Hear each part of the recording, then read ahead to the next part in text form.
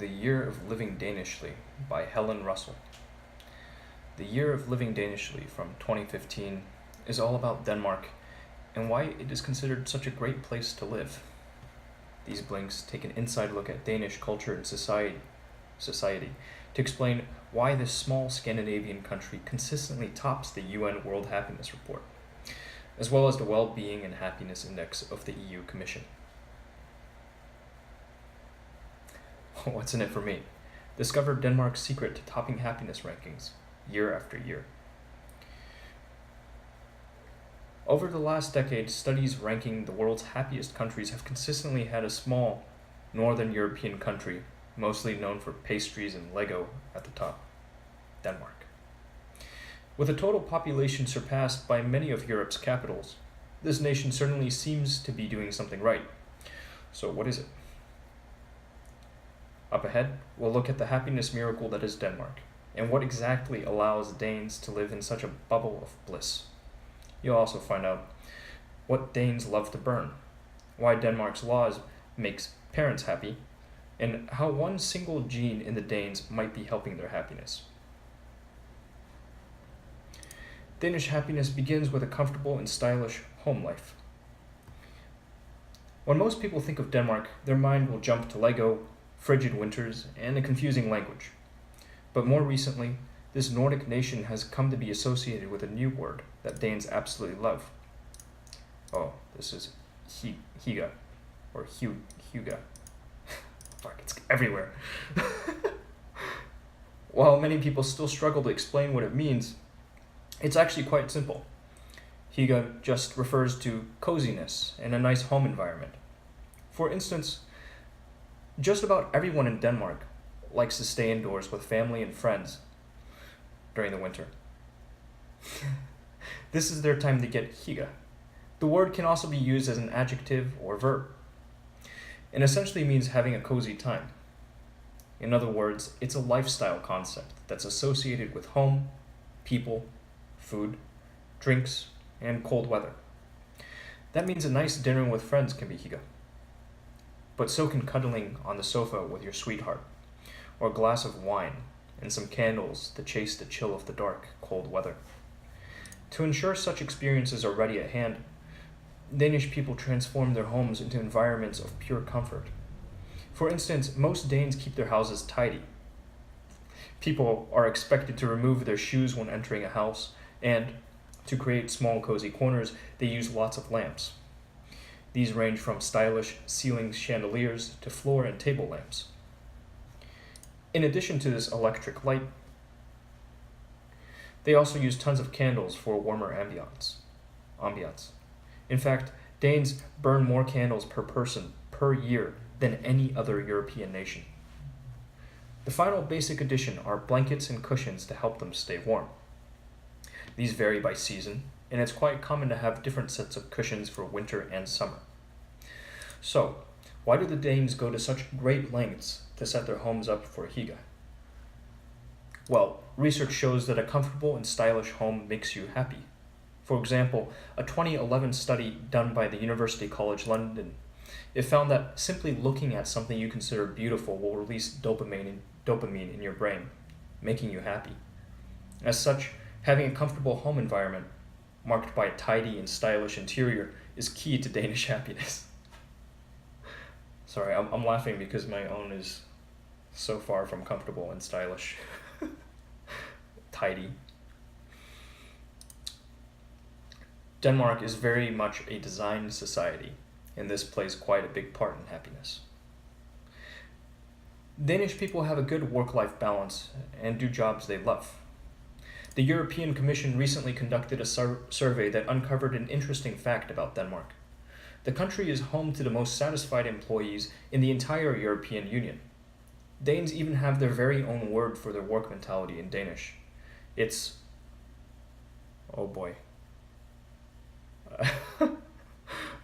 The word, anyhow, is a combination of words for work and happiness. So why do they feel so content with their jobs?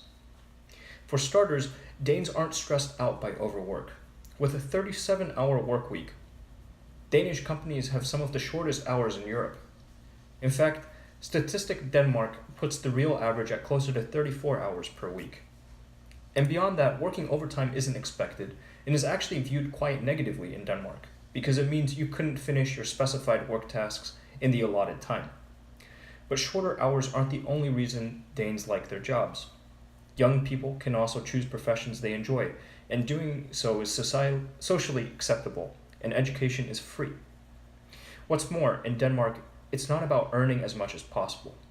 Danes actually avoid judging each other on the basis of salary, and a higher paying job really just means paying more taxes. As a result, work is about doing something you love. Finally, Danes who don't choose their dream jobs the first time around can easily shift careers. The barriers to doing so are remarkably low in the country, and they rest on a couple of social pillars. First, Danes have a great social welfare system, so if you quit your job, you need only wait 5 weeks before claiming the same benefits as people who were fired. This expanded unemployment insurance amounts to between 80 and 90% of your previous salary for up to 2 years. Second, among the members of the Organization for Economic Cooperation and Development, the OECD, Denmark spends the most money on lifelong training. This is largely because companies, labor unions, and the government all pay for employee trainings that teach new skills and make it easier for workers to take on new roles. Danes love leisure activities, especially cycling.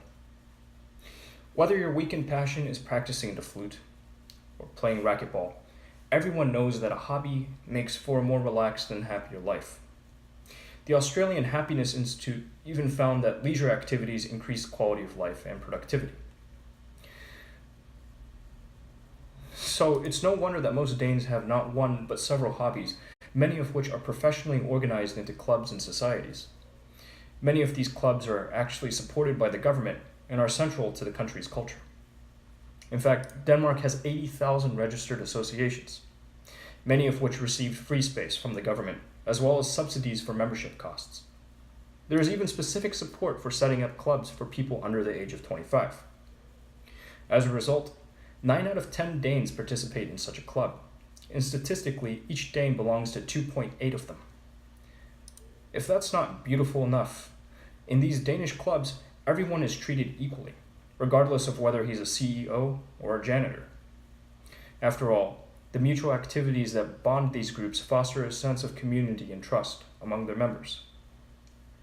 So what kind of activities do they enjoy? One of the most popular is cycling, a great leisure activity that can be done anywhere. Just about everyone in the country loves to ride bikes, and many people choose to commute to work by bike as well, regardless of their professional status. To support this popular passion, the government has paved over 7,500 miles of bike paths in this tiny country. There are even safety lanes that protect cyclists from cars in the busy capital of Copenhagen. Not only that, but all taxis are required to have bike racks to take cyclists home in the event that they have a few too many drinks. The end result of all this cycling is really just more happiness. This connection is substantiated by scientific research, too, such as a Harvard Medical School study that found that cycling increases cognitive well-being. Danes, in common with all Scandinavians, love a club, an association, or a society of some description where they can pursue a hobby. Traditions and patriotism are important for most Danes. Traditions are a big deal in many countries, but in Denmark, they're fundamental to the local culture. What's more, these traditions contribute to the country's happiness by cultivating community and security. One of the biggest of the traditions is confirmation, the affirmation of a child's religious faith. This ceremony is a necessarily important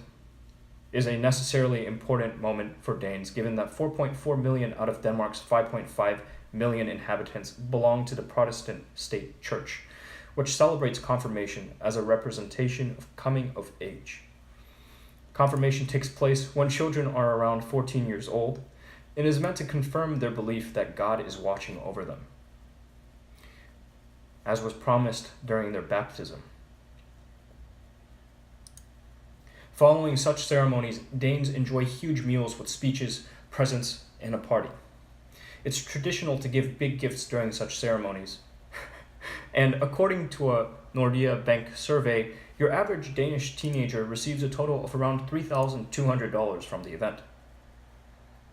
But perhaps more important is a study done by the University of Minnesota, which found that rituals allow people to enjoy more.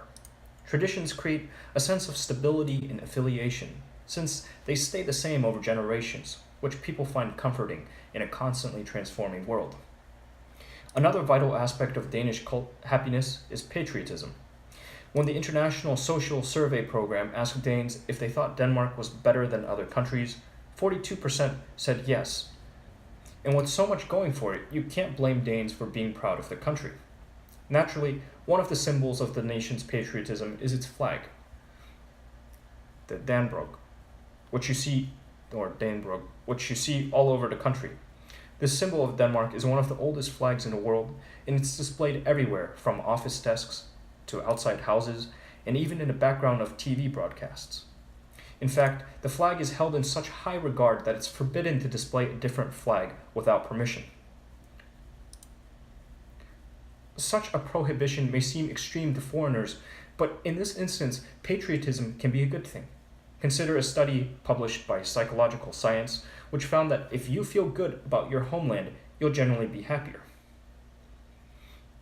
Danish parents spend tons of time with their kids thanks to strong state support. Imagine a world in which children spend the first months of their lives with parents who are unburdened by work. In Denmark, that's totally normal. One of the other reasons Danes are so happy is that they get to raise their children in a comfortable, fulfilling way. In fact, Danish law mandates that parents be given 52 weeks off work per child, which they can distribute between themselves however they choose. What effect does this have? Well, a study from the American National Bureau of Economic Research showed that a high level of maternity leave positively affects the health of a child and reduces maternal depression rates. In Denmark, many fathers take time off too, making the whole family happier. OECD studies have even found that men in Scandinavian countries are more involved in child rearing than at any point in the past. They spend more time at home and, as a result, form a bond with their children much more quickly than prior generations. One researcher at the University of Missouri found that sharing the parenting and household responsibilities between partners also increases the happiness of both men and women. So, Danish parents are happier for spending time early on with their kids. But for children, this dream doesn't end when the parents go back to work. The government also supports affordable daycare for children. Denmark guarantees daycare for kids from the age of 6 months to 6 years when they begin school.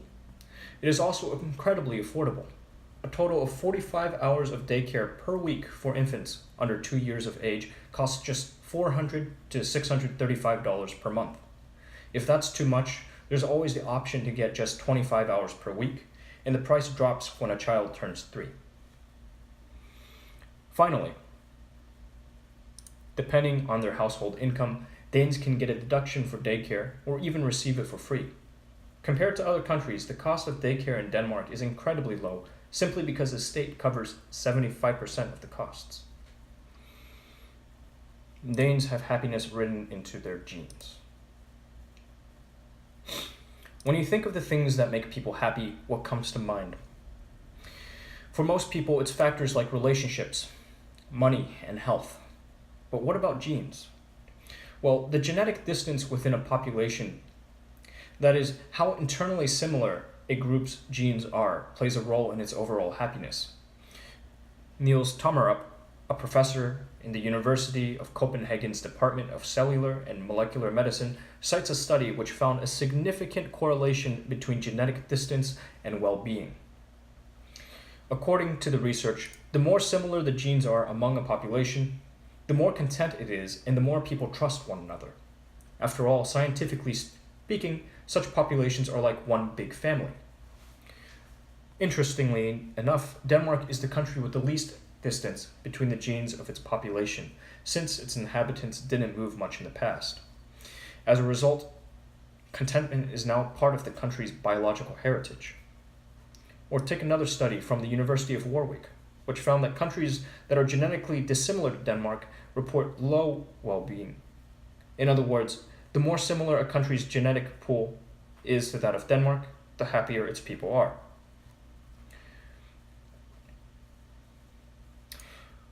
But while the Danish gene pool supports happiness in general, there's also one gene in particular that makes Danes happier.